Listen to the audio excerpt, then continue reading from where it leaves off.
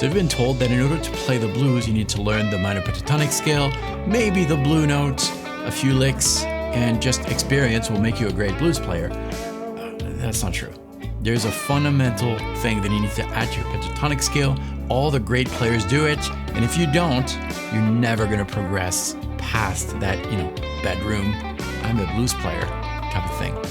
This video is gonna fix that for you. Hey, my name is David Wallimann. Welcome to the channel, which is all about helping you express yourself on the guitar a little bit better. And we do that through various concepts that I have learned in my 30 plus years of teaching guitar professionally.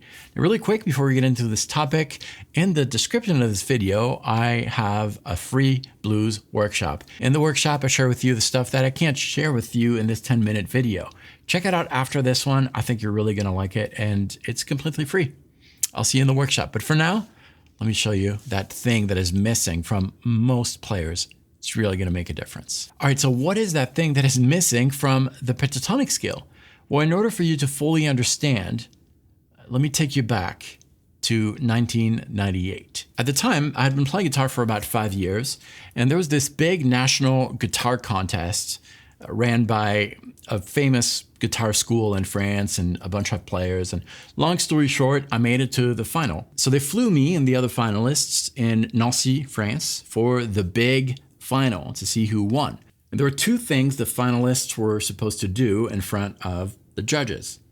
They had to play one of their original songs on the guitar, and they also had to play a blues with a house band. So here I am, fairly comfortable with my blues skills. I knew my pentatonic scale, I knew all the positions, I knew some licks, like, okay, let's do it. And so I show up to the sound check before the actual competition, and the band asked me, all right, well, what's your theme?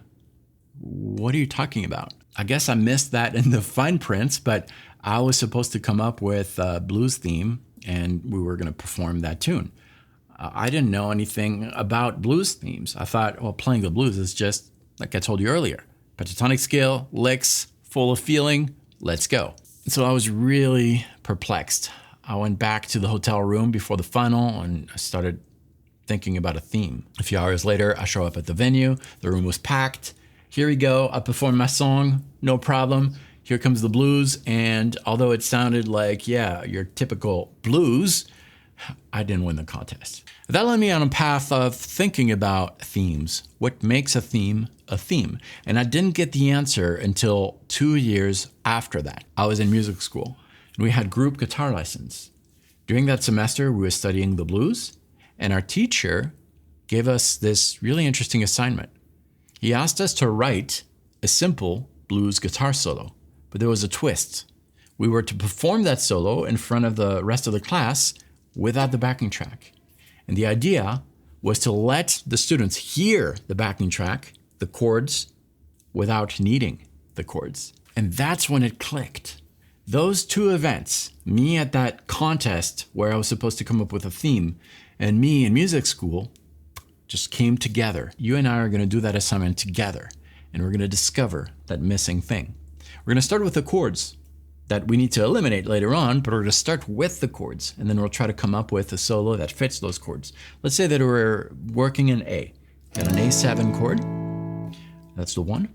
D7 is going to be the 4. And E7 is the 5. Those are the chords that I need to play over. My instinct would be to play a minor pentatonic scale. Maybe add the blue note. But the problem is that if I write a solo like that, that would work for the backing track. Can you hear the chords? No, you can't. And it's because those licks are not particularly suited to one of these chords. I could play any of those licks on any of the chords. They're all gonna work, but there's no indication as to which chord I'm playing over. And that's the whole exercise. This is where you need to understand the function of notes within a chord. This chord right here, A dominant 7, which is the first chord of my virtual chord progression that I'm going to try to build a theme around, is made of several notes. That's what makes it a chord. Now, if we take these notes and reorganize them into order of appearance, we have a root, and the function of the root is to attract everything else. It gives all the other notes within my chord their meaning. So it's an important one, right? Then we have a major third. The third has a really unique function, and it determines the nature of a chord. Major or minor. That's a really important one. And I really don't want to offend anyone when I say this, but you can kind of see this as the gender of the chord. The next note we encounter is the fifth. The function of the fifth is simply to add more body to a chord, more power. You hear it in the term power chord. A power chord is a chord made of a root and a fifth. That's where it comes from. And finally, in that chord, we have a minor seventh. The function of the minor seventh is just to add flavor, context. It's more of a spice that you can add to the chord. So those are the 4 notes we find in our chord, and they all have different functions. We need to choose 1 or 2 of these notes that are gonna really define the chord, give us something unique that is gonna let the listener understand what we're playing over. Because remember, the assignment is to play a solo or a theme, just like I had to do in that failed contest, that would suggest a chord without needing the chord. The root is an important one. That's what defines the chord itself. So in this case, it would be an A. The third is also quite important. It determines the nature of the chord. In this case, it's major. The fifth adds body. We don't really need it to suggest that chord. And the minor seventh, it's a cool spice to add, but it's not really required to understand. So really the root and the third are what are gonna stand out. And those 2 notes together are enough to give you a feel for what the chord is. We can do the same thing for the next chord, which is a D7. Same exact thing. In D7, we have a root, a major third, a perfect fifth, and a minor seventh. The 2 notes that are going to stand out are going to be the root and the major third. That's enough for you to know the chord that I'm playing over. And finally, we have an E7. Same exact thing. From that E7, we're going to select the root and the major third. So now we have a couple of notes for each of the chords that are going to suggest the chord. The idea now is to blend those notes with the minor pentatonic scale. Here's the first chord we're playing over. In this zone of the fretboard, I'm going to highlight all the roots and the thirds. So we have this one, this one, this one, this one, and here is another root. And I'm going to superimpose those 2 notes to my minor pentatonic scale. We're going to do the same thing for the next chord, D7. Here's the root, here's the third. We also have a root here and a third here. And I can superimpose those notes to my minor pentatonic scale. So this is another version of the minor pentatonic scale. It's basically a pentatonic scale to which I'm adding some new notes. And finally, we're going to do the same thing with that E7 chord. Here's my root, here's the third. We also have a root right here, and we can play maybe a third right here. We superimpose those to our minor pentatonic scale. This is what we have. See how it's different than just going for the minor pentatonic scale? Now we have kind of a hybrid pentatonic scale that would really fit the chords you're playing over. The idea now is to come up with a theme. What makes a theme or a solo memorable is simplicity. It needs to be simple enough so that the listener can remember it. And for that, we're not going to use too many notes. We're really going to narrow our focus to a small zone of the fretboard. So we're already using this narrow zone right here between frets 5 and 8. That's where all those chords are going to be placed. But we're also going to narrow this vertically. Just going to select a few notes, maybe the first 3 strings. So if we look at that A7 chord that we have, here are the first 3 strings with the minor pentatonic scale. But remember, we are adding the third and the root. Our options are a little more limited now, and the idea is to just come up with a simple, repeatable idea, a theme, a lick, using those notes.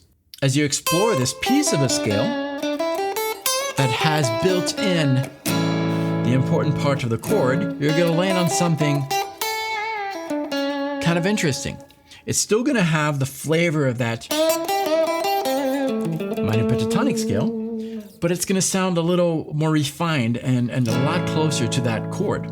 It's got to be very simple because you need to remember it, the listener needs to remember it, and that's going to be kind of your anchor as you're improvising. Maybe something like this. You can hear the chord in there. That's simple. We'll bring in the backing track later, but you can hear the chord and you can hear the scale, all of that with this simple theme. Now we're going to look at the next chord, D7. We're going to use the same 3 strings, and we're going to combine the minor pentatonic scale with 1 or 2 of the important notes of that chord, the root and the major third. We're going to go back to the theme we had. This theme matched that first chord, and we're going to adjust it so that it matches this new piece of a scale to which we added the important notes. So this will become this kind of thing. And you hear the chord changed in there, right? You don't need the backing track to hear that this is going to work on that first chord and this on the second chord.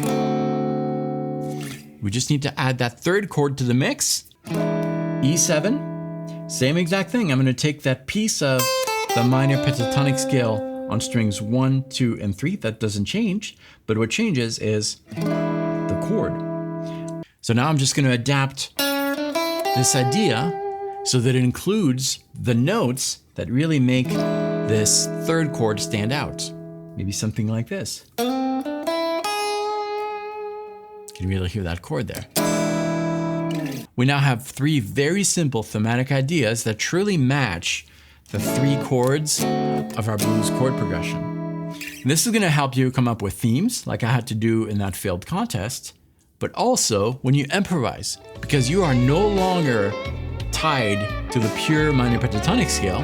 You can inject into your minor pentatonic scale all those notes that are going to highlight the chords as you're playing over the chord. In this free workshop, I'm going to show you everything. I just didn't have time to show you in this video. It comes with a backing track. It's going to be very practical. Check it out. It's 100% free. There's no catch. I'll see you in the workshop.